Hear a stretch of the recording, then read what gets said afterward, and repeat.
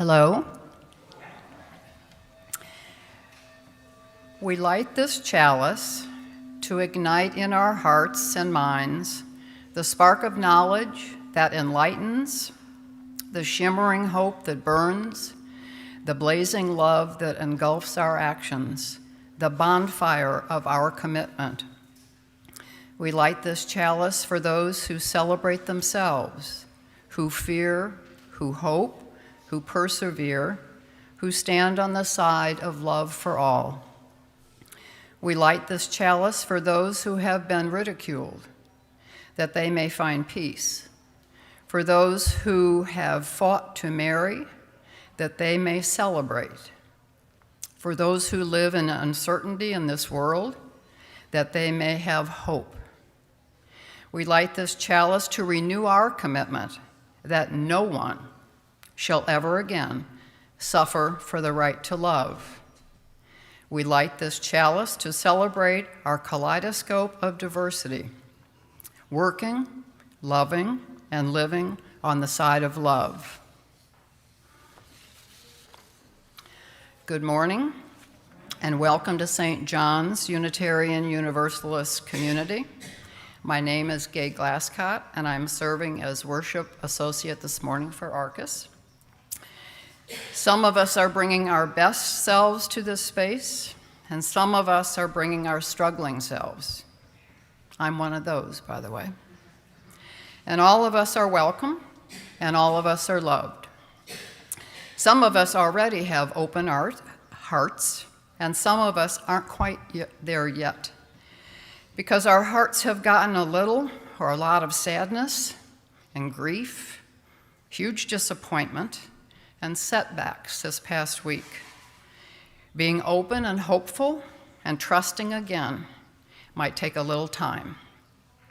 Together, we affirm that on this day, Pride Sunday, and our being together can make each of us a little braver, more compassionate, wiser, and willing to continue the work of guaranteeing fairness, dignity, and equality for every single person.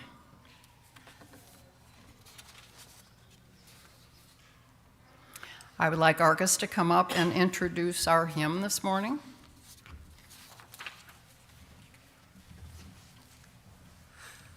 So I'm only introducing this because I explained to Gay this morning why I chose hymn 170. We are a gentle, angry people. Why it's so appropriate for this morning. This hymn was written by Holly Neer in her car, crying in the rain on the evening of the memorial service for Mayor Moscone and City Supervisor Harvey Milk on the evening of their assassinations. They were killed by a man who was angry that a gay man had political power in San Francisco. And so it's appropriate that we remember and sing this song that we are righteously a gentle, angry people.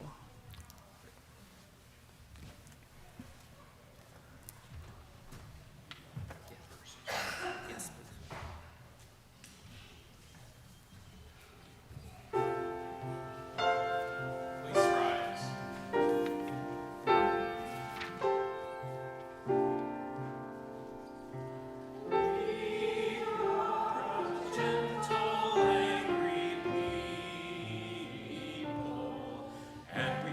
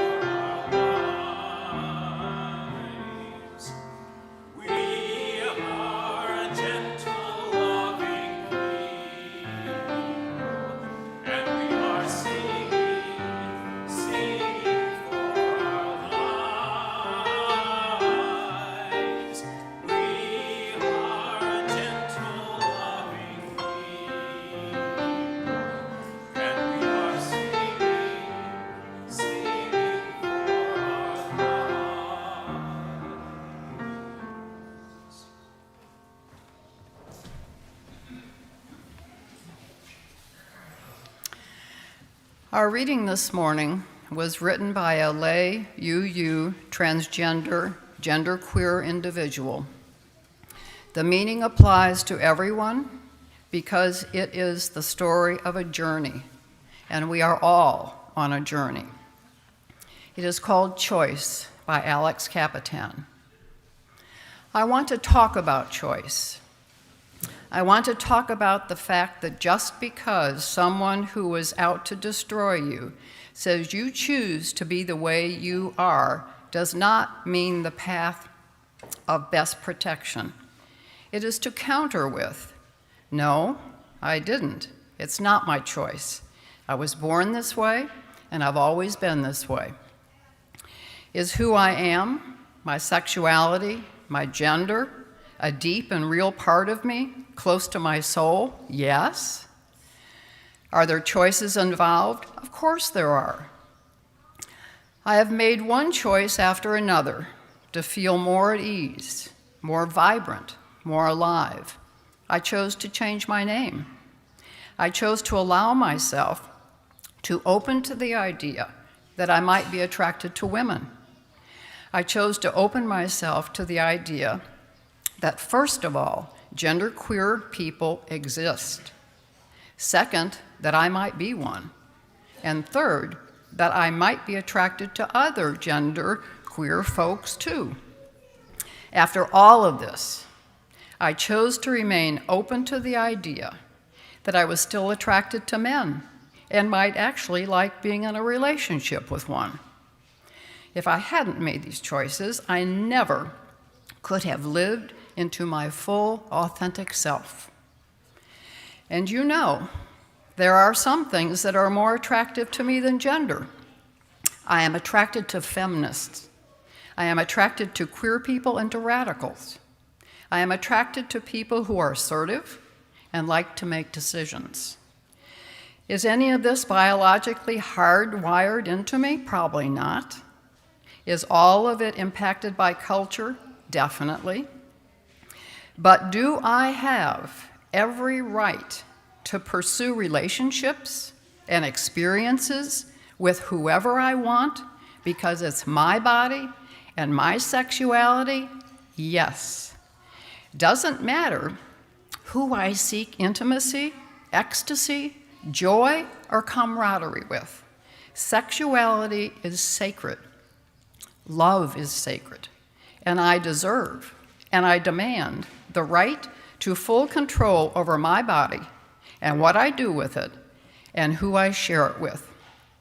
So if anyone ever tries to invalidate you or the way you seek intimacy by saying, it's just a choice, tell them choice is sacred. Tell them the inherent right of every person to have full authority and agency over choices they make about their lives and their bodies is a spiritual and a human imperative. That there is a word for this, and it's liberation. That there is nothing more worth fighting for. Tell them that in your faith tradition, we don't love people despite their differences or because they can't help being different. We love people because of their differences and because diversity enriches our world and our communities. Tell them that in the final reckoning, there is only one choice that will be judged, and that's their choice. Tell them you hope they choose love.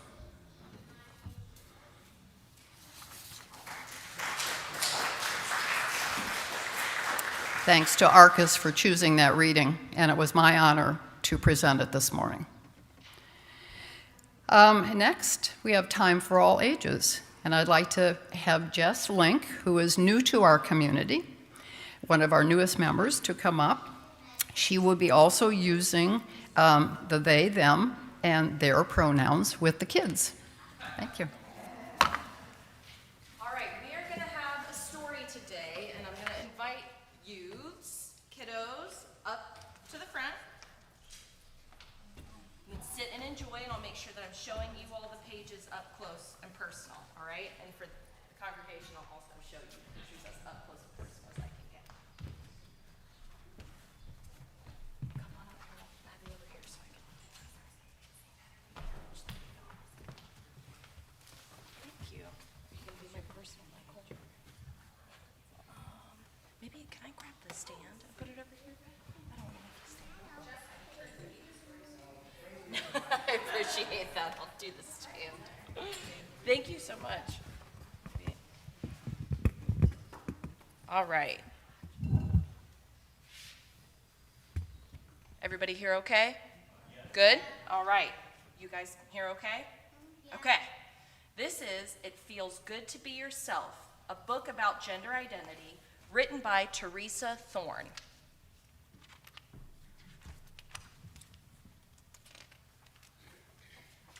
This is Ruthie. She is a transgender girl. That means when she was born, everyone thought she was a boy, until she grew a little older, old enough to tell everyone that she's actually a girl. Girl is Ruthie's gender identity.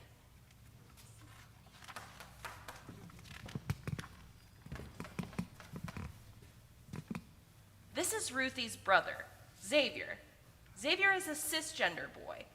That means when Xavier was born, everyone thought he was a boy, and as he grew older, it turned out everyone was right. He is a boy. Boy is Xavier's gender identity.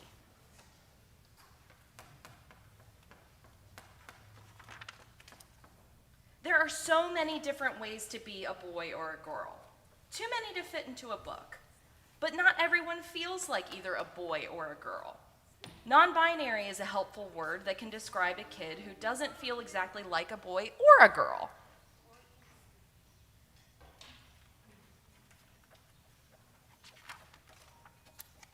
This is Ruthie's friend, Alex. Alex is both a boy and a girl. When Alex was born, everyone thought Alex was a girl, but Alex is both boy and girl. This is Alex's gender identity.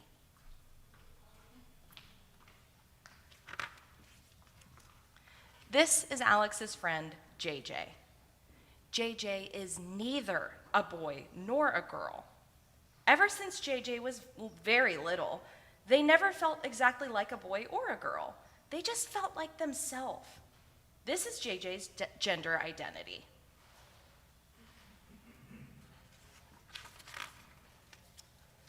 Alex and JJ are both non-binary. Just like there are many different ways to be a boy or a girl, there are many different ways to be non-binary. Too many to fit in this book. Some kids don't feel exactly like a boy or a girl. They feel neither like either. Some kids feel like that their gender identity isn't always the same, often changing.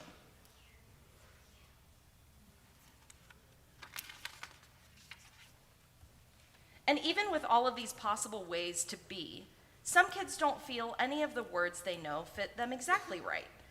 There are a never-ending number of ways to be yourself in this world.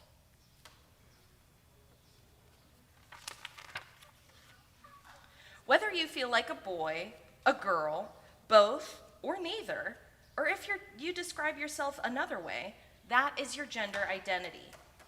Your gender identity might match what people thought you were when you were born, or it might not.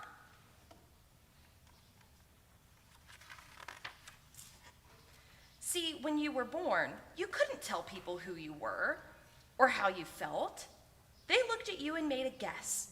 Maybe they got it right. Maybe they got it wrong. What a baby's body looks like when they're born can be a clue to what the baby's gender will be, but not always.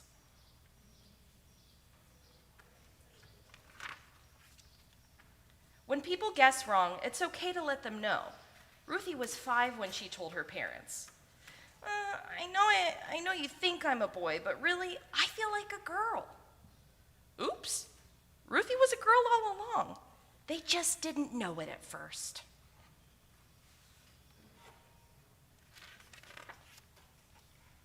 When people guess right, it's also okay to let them know. Xavier was 3.5 when he told his family, I'm a boy. I'm a boy. I like being a boy.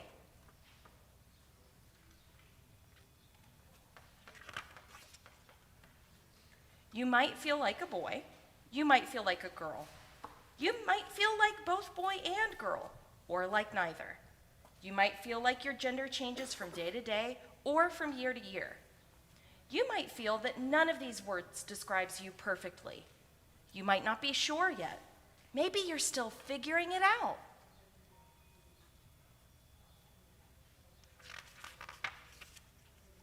Your feelings about your gender are real.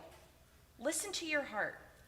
No matter what your gender identity is, you are okay exactly the way you are, and you are loved. It feels good to be yourself, doesn't it? Thank you all so much for coming up here and enjoying this story. Off you go. See you soon. Thanks, everyone.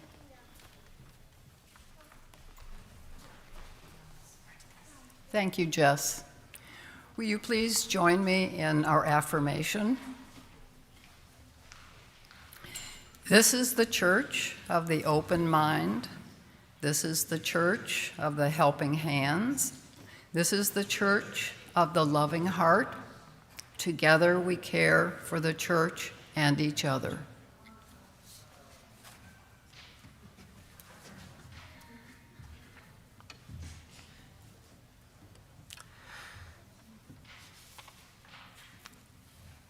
Each week, this congregation creates a unique work of art.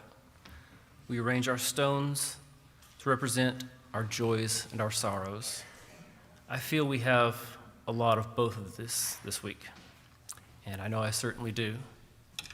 If you have a joy or concern you want expressed before the congregation, please drop a note onto the table as you pass and place your stone.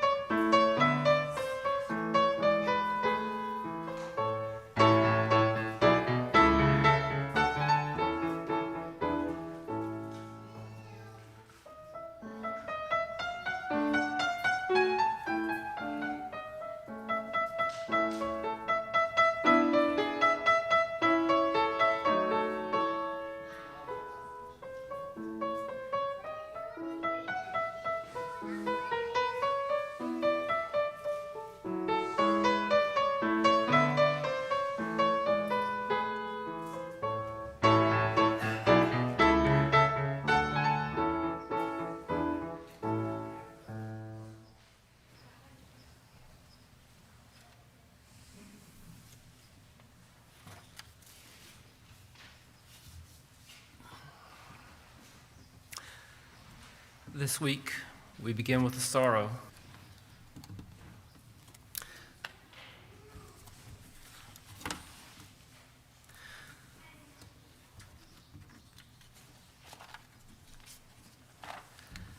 Having just shared our joys and concerns, I'd like to share a blessing written by H.P. Rivers, who describes themselves as having grown up on coffee and love at the Westside Unitarian Universalist Church in Knoxville, where Mitra Jafarzadeh was minister called just before coming to this congregation. Blessed are the queer. Blessed are the wanderers, seeking affirmation. Blessed are the worshipers, praying from the closets, pulpits, pews, and hardship. Blessed are the lovers of leaving family and familiarity, leaving tables where love is not served. Blessed are those who stay. Blessed are those who hunger and thirst for justice, for they will be satisfied. Blessed are the queer disciples of truth, living, breathing, sacred reflections of divine love.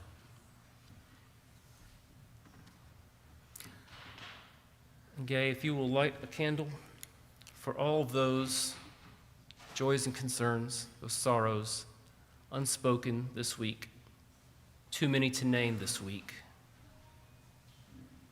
and for all of those joys that keep us going.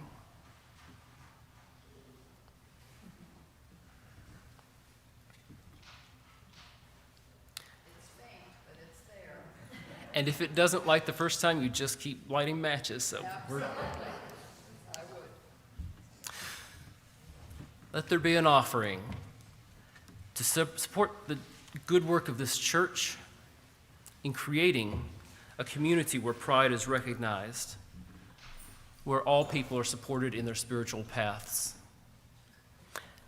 and where we may all lean into our true selves, live as our authentic selves, and be recognized and loved for who we are. Thank you.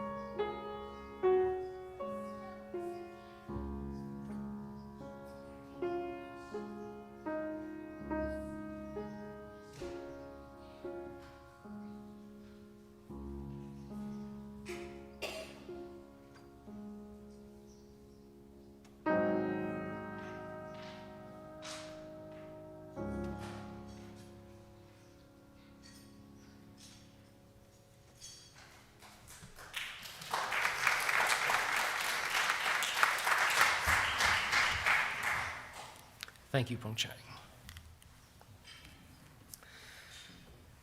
Please join me as I read a litany of pride. Simply respond with the phrase, "May we live in the spirit of pride." This is a litany written by Elizabeth Ketchum. With gratitude for the freedom to be our authentic selves, may we live in the spirit of pride. With the courage that comes from challenging fear, with sorrow for those who could not be here with us today, and in honor of those who did not live long enough to see this day of visibility and greater acceptance. With grief for those whose pain was unbearable and who left us too soon. Looking ahead to the justice still withheld. With confidence that a sense of community banishes isolation and loneliness. And with our pride flags flying high, a sense of beloved community among us and the joy that comes from making new connections.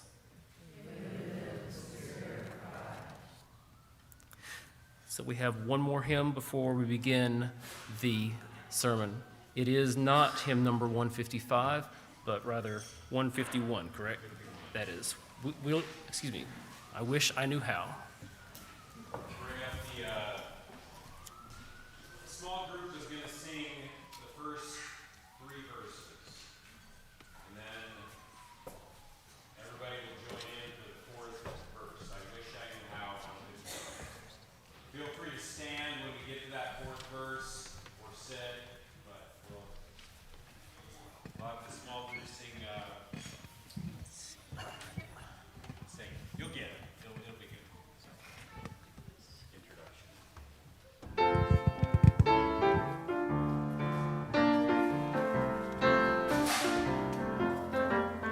I wish I knew how it would feel to be free.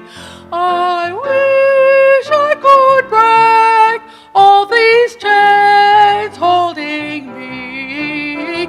I wish I could say all the things I could say. Say 'em loud, say 'em clear, for the whole world to hear. Say 'em loud,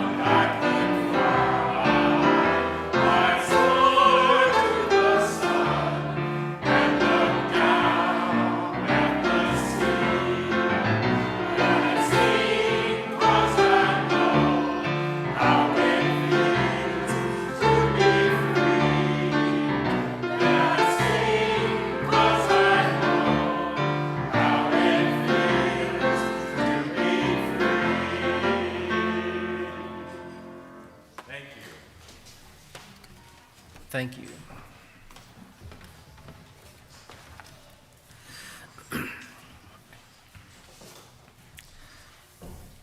When I asked Gay to share the reading on choice, on the sacredness of choice, written by Alex Capitan, I asked, would you be comfortable reading this? And as Gay responded, I would be honored. What we didn't know when I sent this to you was that 24 hours later, the Supreme Court of this land, infected by a growing madness, would rule not only that there is no right to abortion, that there is no right to control of the body, of your body. They would go much farther. They ruled specifically that there is no right to privacy inherent and implied in the U.S. Constitution. There is no right to privacy fundamental to our law. You must understand, of course, that privacy is the fundamental bedrock of agency, of self-determination, of dignity, and of equality. The Supreme Court effectively ruled against the inherent dignity and worth of the American citizen. The law of the land is now fundamentally opposed to the first principle of Unitarian Universalism.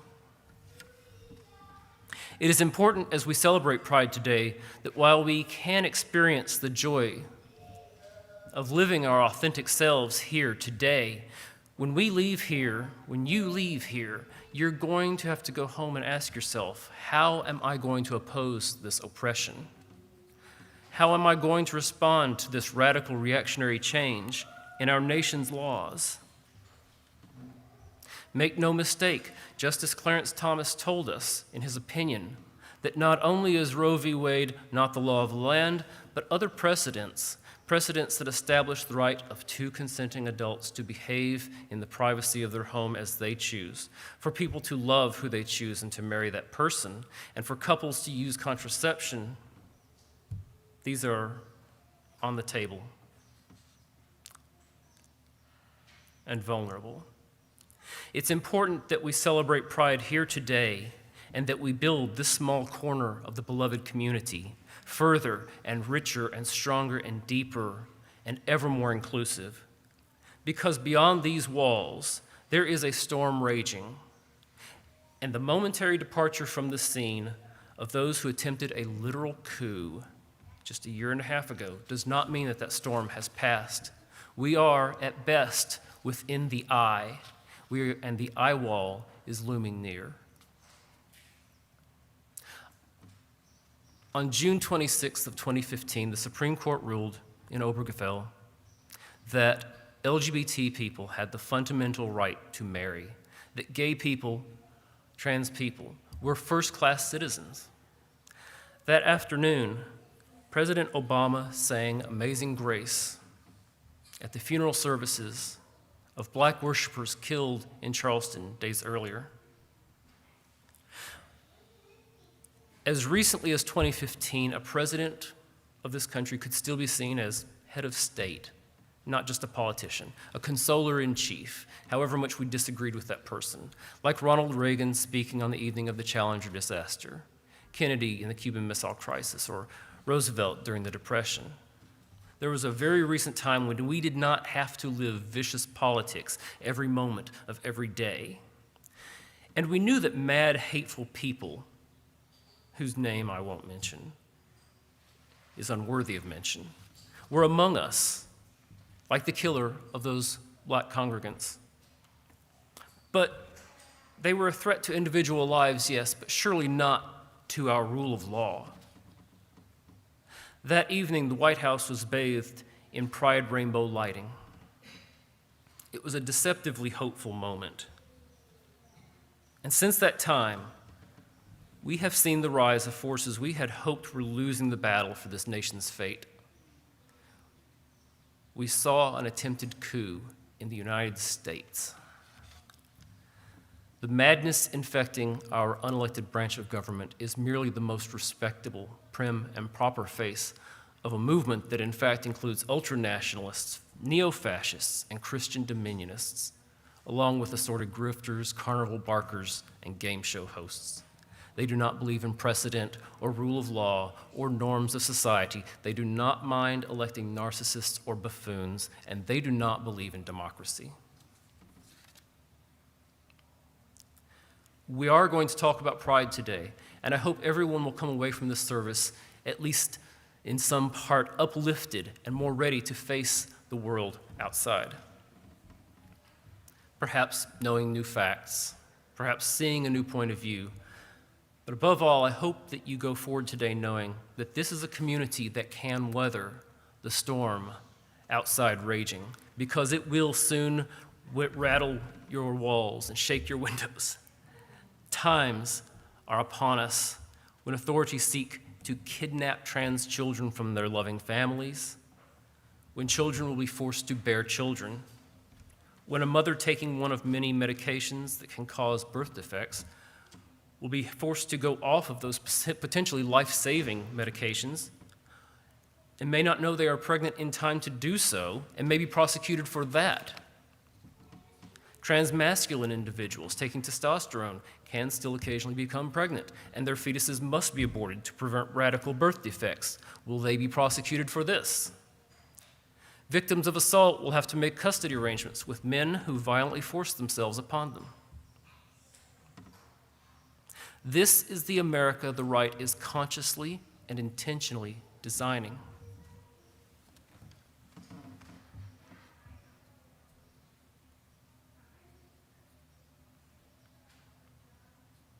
I'm going to conclude my remarks on current events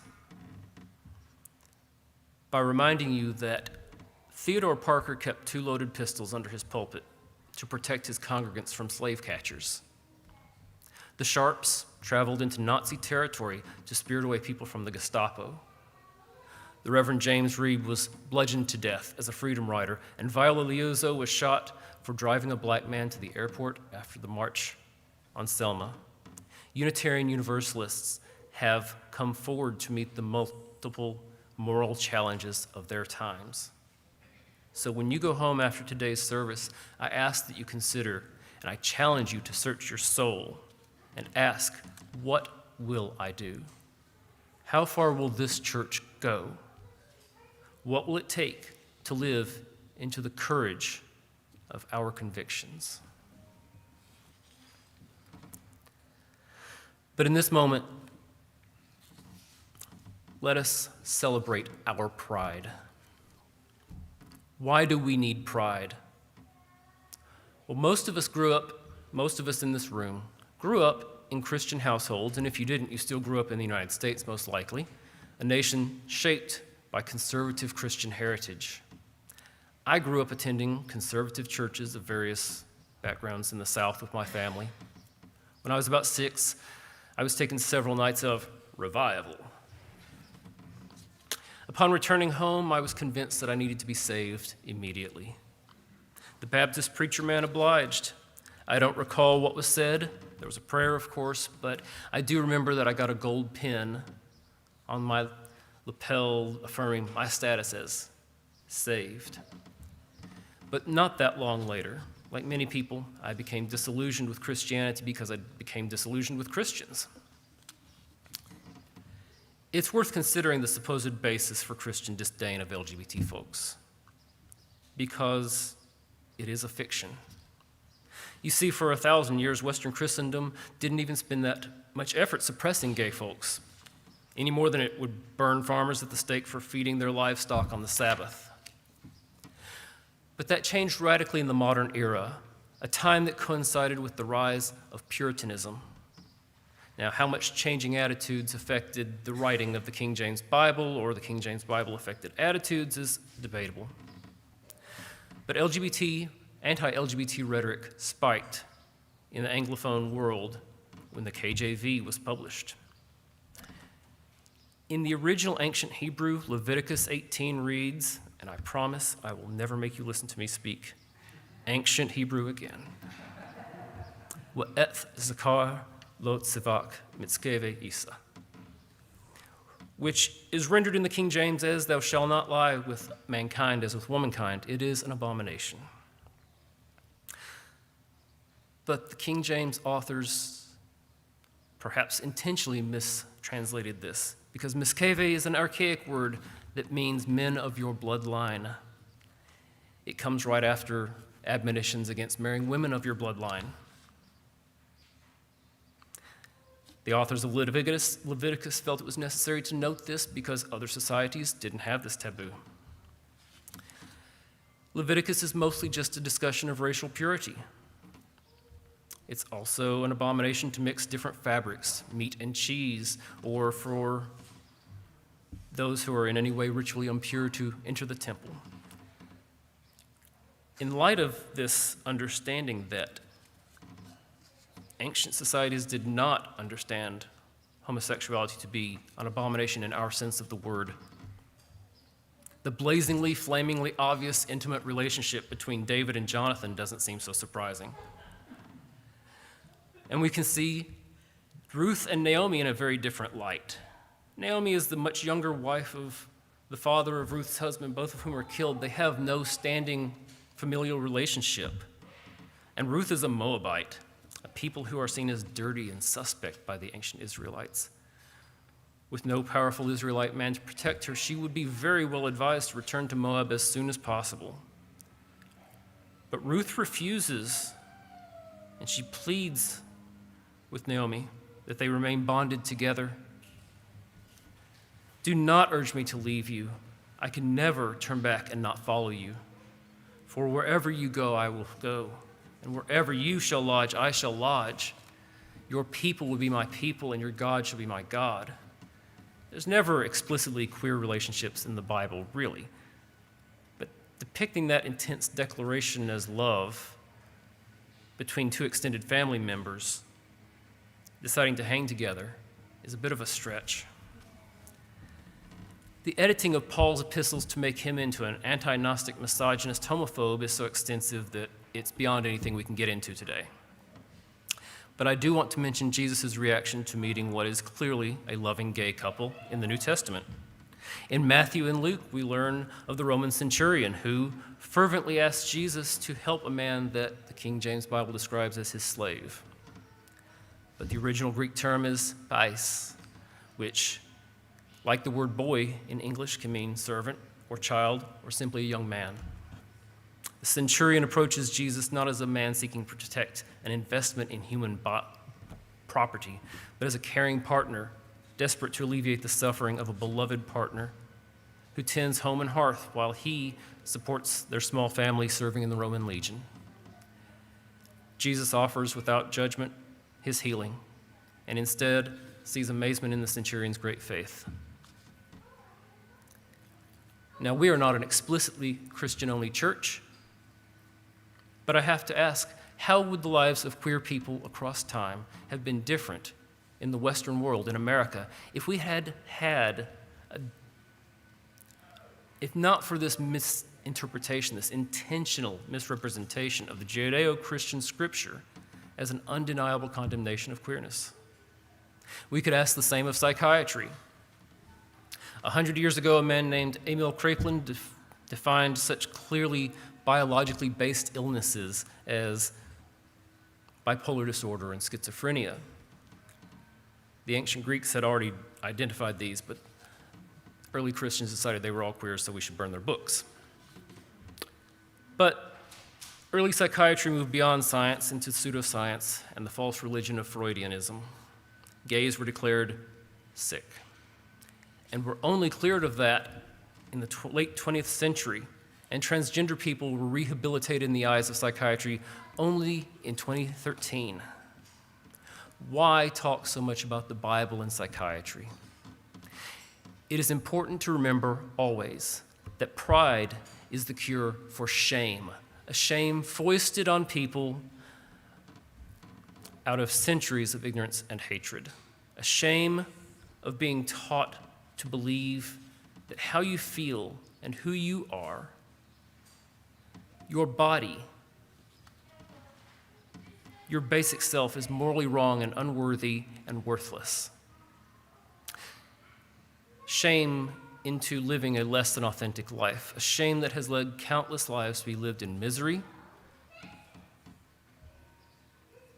to be subjected to lobotomy, castration, imprisonment, psychiatric commitment, bankruptcy, poverty, family estrangement, and, of course, conversion therapy. The modern Pride movement arose from the Stonewall Inn riot when queer street kids and drag queens with nothing else to lose had had enough of police harassment one hot summer night, and they fought a pitched battle for multiple days with the New York Police Department. And beginning in big cities and spreading from there, the fact of finding community and coming out into the streets together, that was Pride born.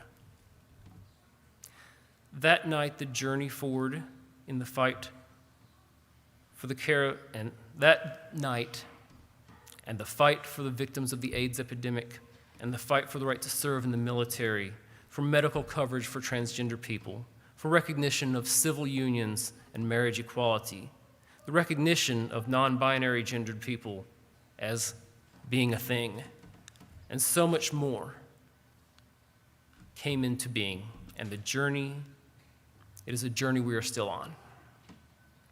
I want to mention one more thing about homophobia and shame. It is worth recognizing and always remembering that the shame society would have gay men and trans women feel is because they are seen to give up male privilege and identity and take on social roles deemed fit only for women. You know, second-class citizens. Lesbians and trans men have the audacity to dress and behave in ways that lay claim to that privilege. How dare they?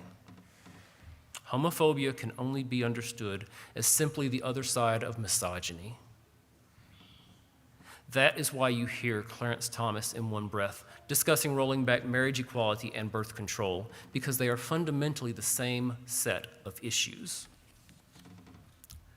The great thing about Pride is that it can grow. And when more people are included, the more initials are added to LGBTQIA++, etc. The message isn't weakened, but it is strengthened. The more we understand others, the more we understand ourselves, the more we grow in our commitment to equality and inclusion. So I want to take a few moments to discuss 3 groups of individuals that you may not know a lot about and take these steps in growing as an inclusive community. First of all, I want to mention a little bit about a basic theory about how psychosexual development happens. I am not a medical professional. But in the womb, the fetus develops as waves of hormones are released at appropriate times. For example, all fetuses are by default physically female sexed until a wave of testosterone at an appropriate time causes babies with XY chromosomes to develop a phallus and for the gonads to specialize into testes. Hormones at other times affect brain structure, other bodily structures, and perhaps even orientation. Affects, but not always determines, because there's a great deal of fluidity in orientation and gender identity.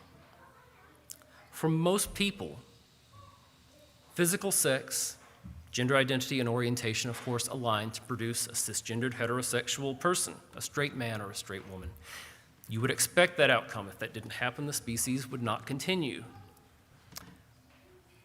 But people who do not turn out that way have been deemed to be defective, rather than simply a diverse and natural part of human experience.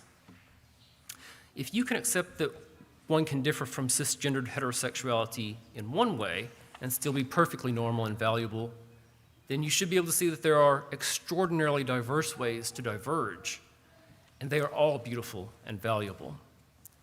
Of course, transgender people who are male to female, or female to male, as we say, are people whose bodies develop as one given sex, but whose minds do not correspond as the corresponding gender. And the thing is, there are, as Jess talked about, a lot of people who are neither male nor female. About 1/4 of transgender people identify as non-binary. if they feel dysphoria in not having others understand them as non-binary and having to live an identity that makes no sense to them, then they will identify to you as non-binary. They may identify as agender, meaning that they just don't feel gender. Or they may feel bigendered, masculine and feminine at once, or in turn. Some people feel gender fluid, as Jess shared. The fact that they experience different gender identity feelings over time at different times. For example, you may meet somebody whose pronouns and presentation is different over time, but that doesn't mean that they aren't still non-binary and still trans. It doesn't mean that their identity has truly fluctuated. It's not a matter of poor self-esteem or lack of identity. And it's not just attention-getting. This is a normal aspect of some individuals' sexuality and self-definition. People who identify as non-binary usually use singular they pronouns. Some individuals, out of personal preference, may use other neo-pronouns that you or even I have not heard of before. But when in doubt of what pronouns to use, singular they is actually appropriate for anyone. For example, I use they, them, their pronouns. I identify as a gender. I do not have feelings of being gendered, masculinely or femininely. So, I might say of Jess, who also uses singular they pronouns, they read the story for Time for All Ages. It was their decision to read the book they chose. I am thankful to them for reading this. My old congregation had a hard time getting used to singular they, so I made a bigger pronoun pen to make sure people noticed it. And when people didn't notice it, I made a fan to fan myself and occasionally clutch my pearls as I was misgendered. I threatened to make a picket sign and bring it to services. It didn't come to that. I realized that getting used to a new way of speaking that goes in contravention to everything you've been told about how the English language works for a very long time, since Victorian times, is difficult to get used to. But I ask that you keep working with me and others who use singular they pronouns to get used to this. I didn't threaten to bring a picket sign to be annoying or pushy, but to remind people that I am not the person you describe me as and presumably see me as when you use my wrong pronouns. If you have any questions about pronouns, you can feel free to ask me. Most people who use non-binary pronouns will be very happy that you did ask them about their pronouns. And there is no need to profusely apologize if you misgender someone. Just say the correct pronoun and move on with the conversation. For example, if I said of Jess, well, they tripped over the edge of the stage because it sticks way too far out. Just roll with it, folks. Now, being non-binary is a matter of gender identity. It happens mostly just in here. It likely has a strong basis in hormonal changes that affect brain structure and function, but is not a visible aspect of the body. It may surprise you,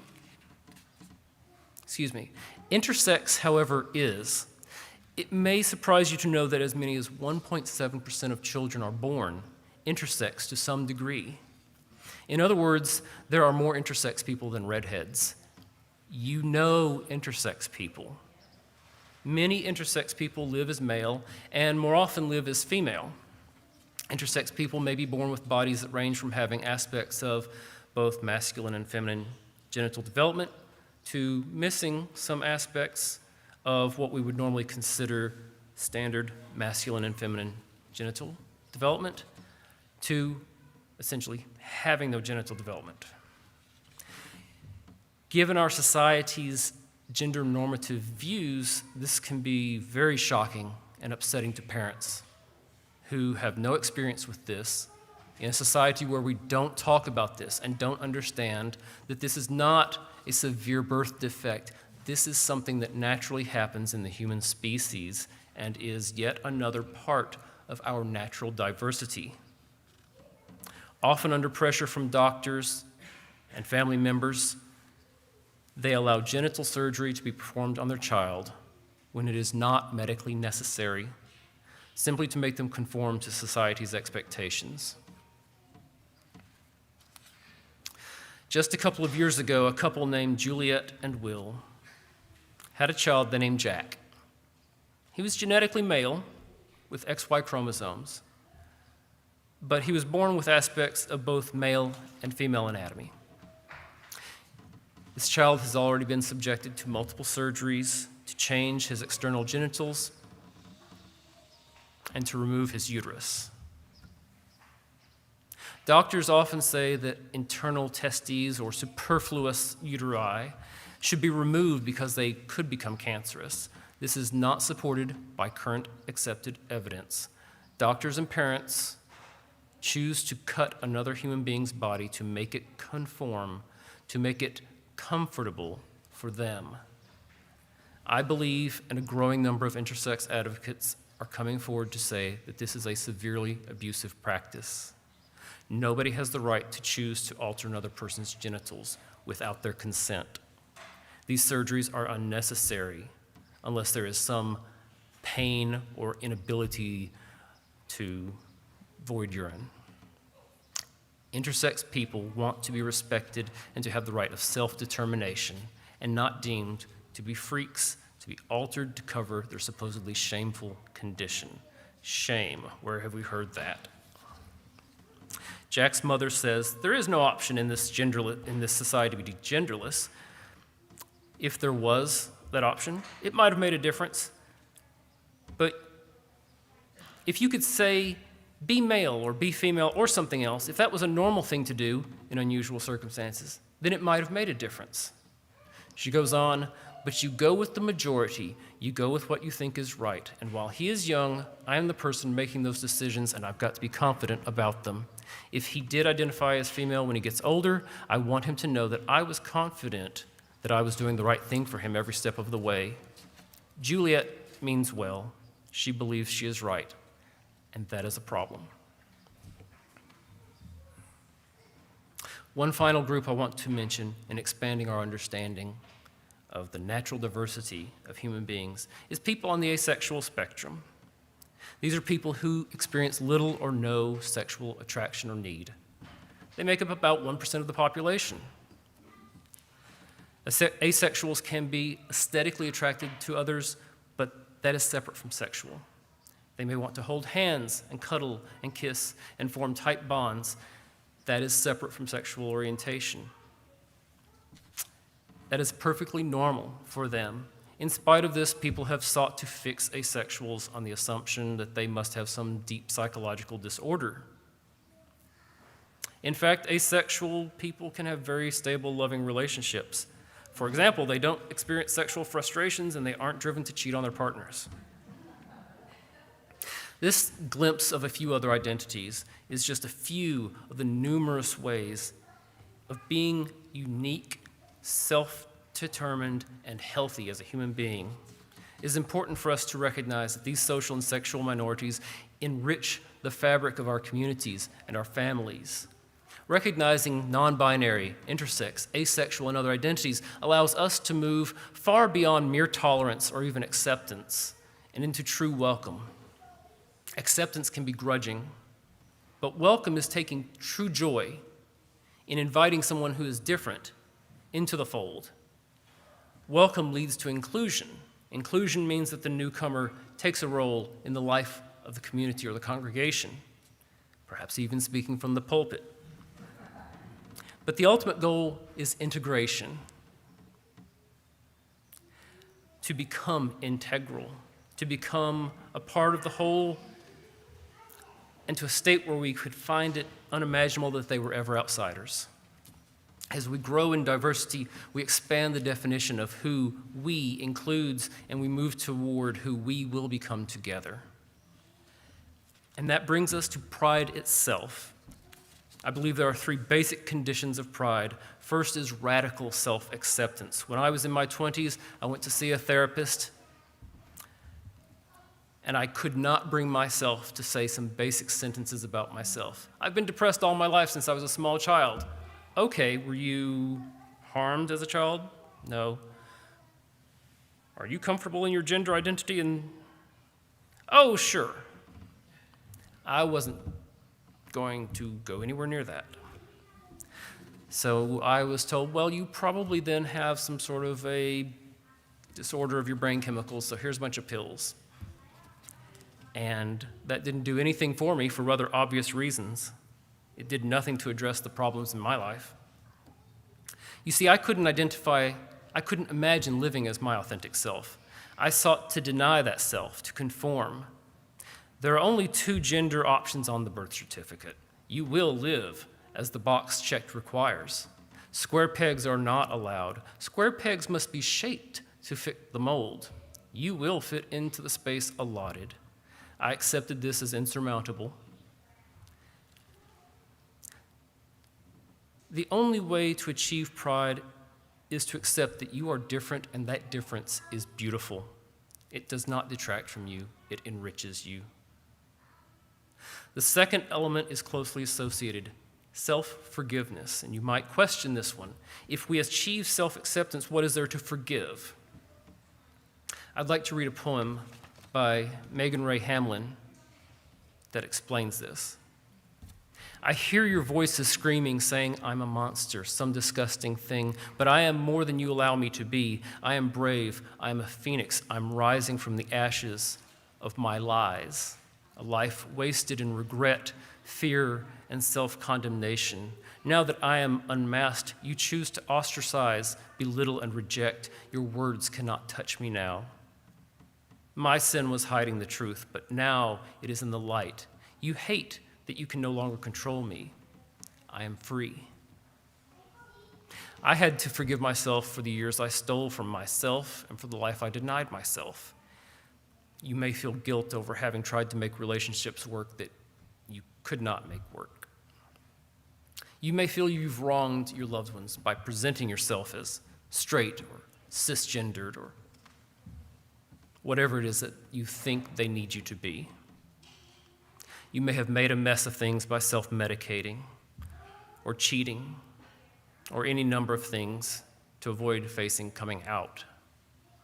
Make amends, make up, and move forward. You are worthy of absolution. The final necessary element of pride is, of course, community, and that is the key thing this community must understand. Our feelings of shame are feelings of unworth in the eyes of another. Pride is living your authentic self in a community of others who see you as your true self and who celebrate that. Seeing how richly diverse we, in fact, are shows us how richly diverse we can be. And pride isn't for all in the sense that you can have pride, and you can have pride, and you can have pride as a bauble, a personal possession, precious, to be held tightly. It has value only when exchanged, when gifted one to another. Pride is a necessary condition and an integral component of the beloved community. So I'm challenging this congregation to do three things to lean into pride and into the beloved community. First, let's make sure that we follow through on OWL training and Our Whole Lives curriculum for our young people. Teach them about other identities and teach them that if they identify as one or more of these, that they will be listened to and seen and valued as much as any other member of this community. Second, members of this congregation must make a conscious effort to look for pronoun pins and use proper pronouns.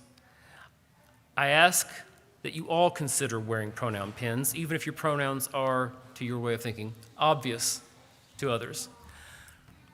I haven't been deeply offended because I understand that our pronoun pins are small and it's a new concept for a lot of people, but now I've mentioned it from the pulpit.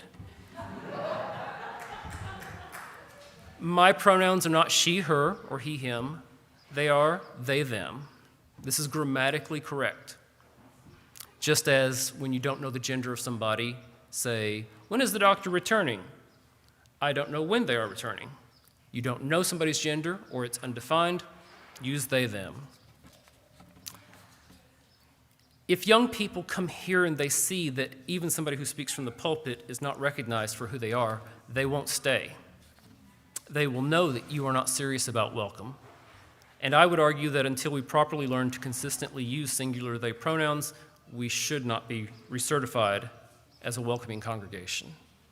So number 3, officially begin the process of recertification as a welcoming congregation.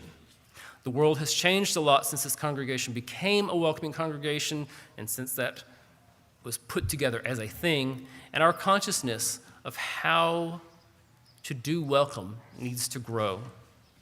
So I challenge this congregation to lean into welcome. This church must be a welcoming space for those who are still questioning, who blur lines and who straddle fences, who are still searching for a community of welcome where they can safely find their place while keeping their faith. We may only be a way station for those folks, but if so, then we are serving our mission well.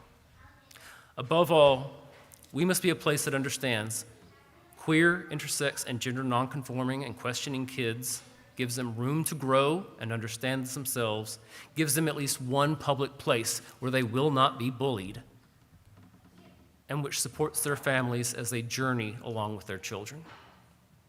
Let us be deeply committed to being a community that reaches beyond the bare bones of tolerance or simple acceptance, that leans into welcome, inclusion, and full integration.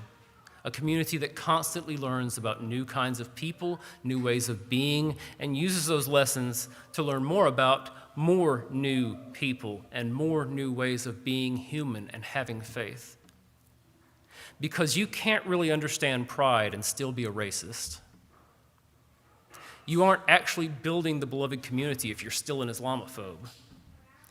You can't see the inherent dignity and worth of human beings and close your doors to those who make you uncomfortable. Climbing one hill gives you an advantage, a vantage point to see more of the landscape, to understand more. So lean into pride. Be and grow ever more as a community of truly engaged allies, of queer people who have gone before and who have marked the path thus far and are ready to support those who will go even farther. That is pride.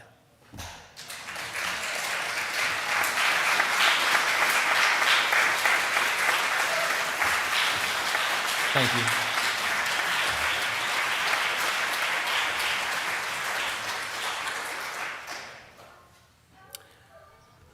We have a couple of announcements. We have an announcement. At 12:30, we're going to learn about yet another group of people integral to this community. We'll be taking a field trip. If you're interested, anybody can join up at the last minute. You're welcome. As we go to the Skirball Museum down at Hebrew Union College for a guided tour led by the museum director, Abby Schwartz. If you're not sure how to get there or anything like that, just talk to me. We'll figure it out. And finally, we are going to have hymn number 121, which I want to say a word about before we sing. So 121 is a really great hymn, and we're going to sing it today.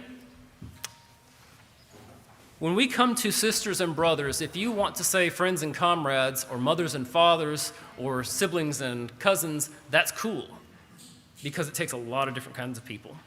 Number 2, as you sing this, remember, don't sing it as, we'll build a land, like we're really self-satisfied and we're cool and we're going to do this.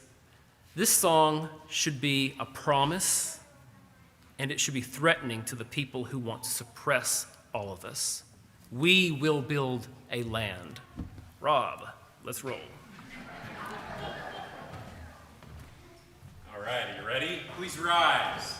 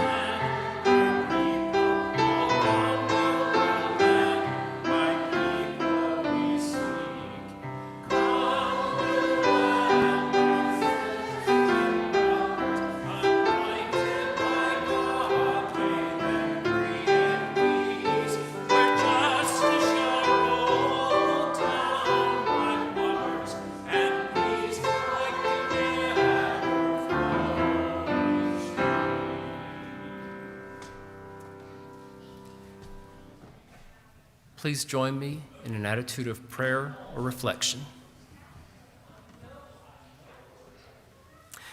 Spirit of life, Spirit of love, Spirit of pride, let each of us see the beauty, the diversity, the precious within each other and in ourselves. Pride is the recognition of the inherent dignity and worth of the self, of every self, and sharing that recognition with others. May we always remember that pride unshared is no pride at all, that pride has value only when rebuilt and shared anew, far and wide. The Reverend Cornel West has said that justice is what love looks like in public, and tenderness is what love feels like in private. Let us always remember that pride is a form of justice in public, and pride is a form of tenderness when we share it between us. Pride is love. Blessed be.